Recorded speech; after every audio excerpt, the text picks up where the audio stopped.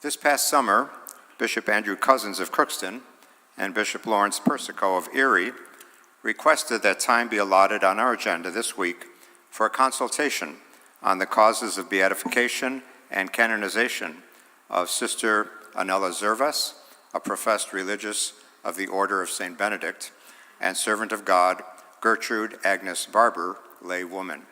Bishop Edward Losi is a Bishop of the Kalamazoo and a member of the Committee on Canonical Affairs and Church Governance, and so he's originally from Erie, so we'll make this presentation on behalf of Bishop Persico.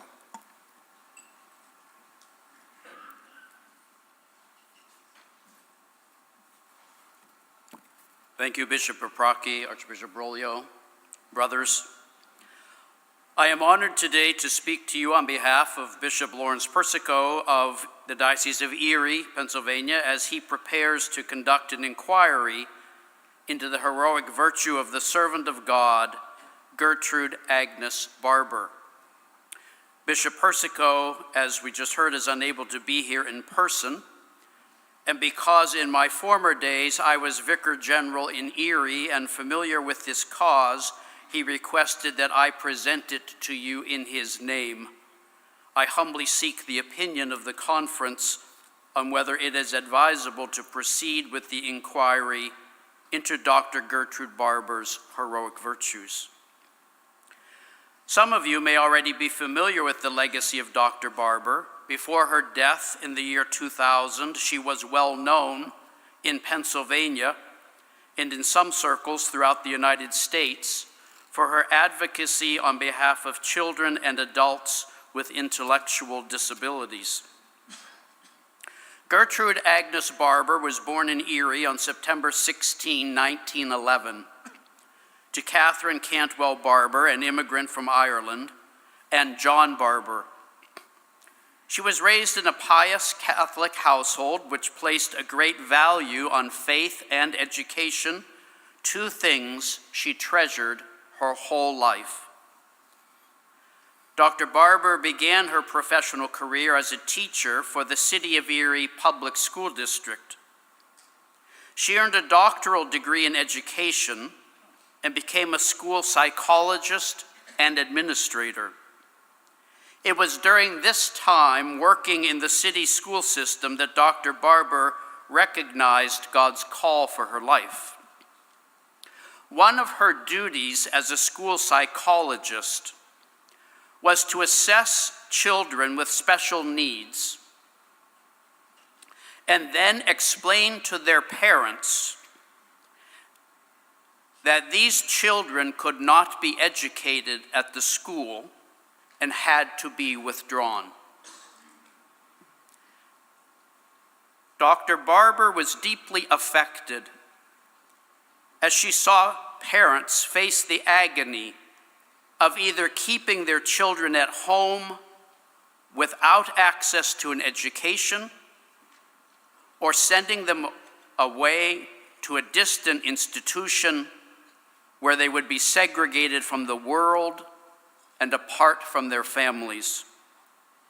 Dr. Barber was determined to find another way.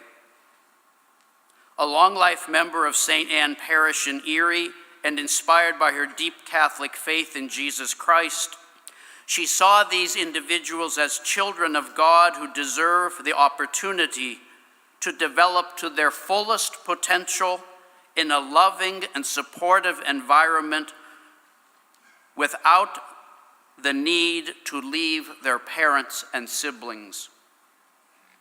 Entrusting this undertaking to the providence of God, Dr. Barber began meeting with parents of children with special needs.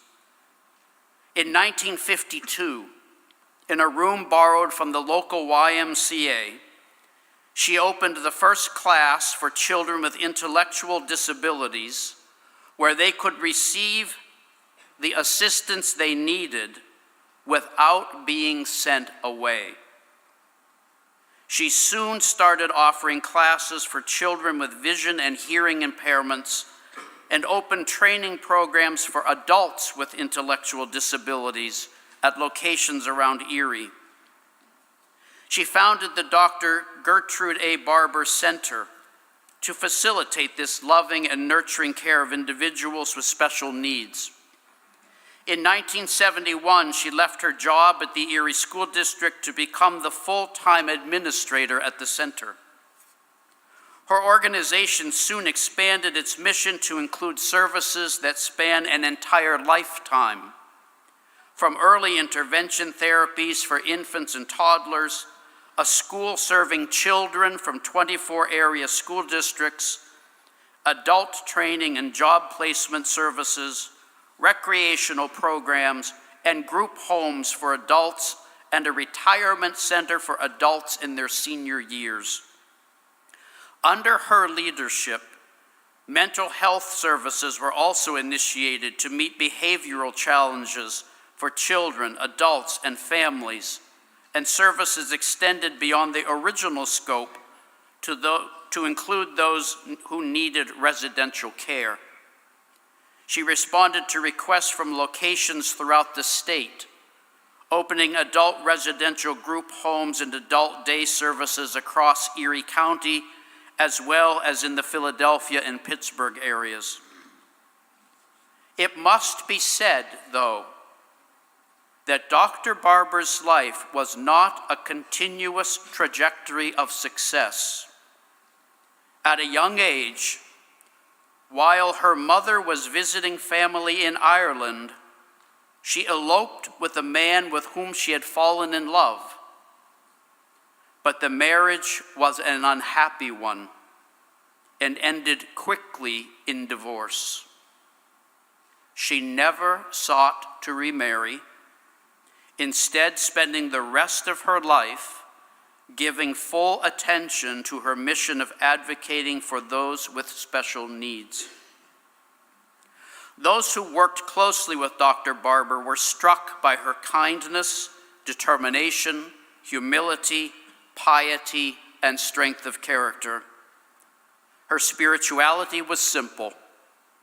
She saw all people as children of God and sought to treat them with the dignity they deserved.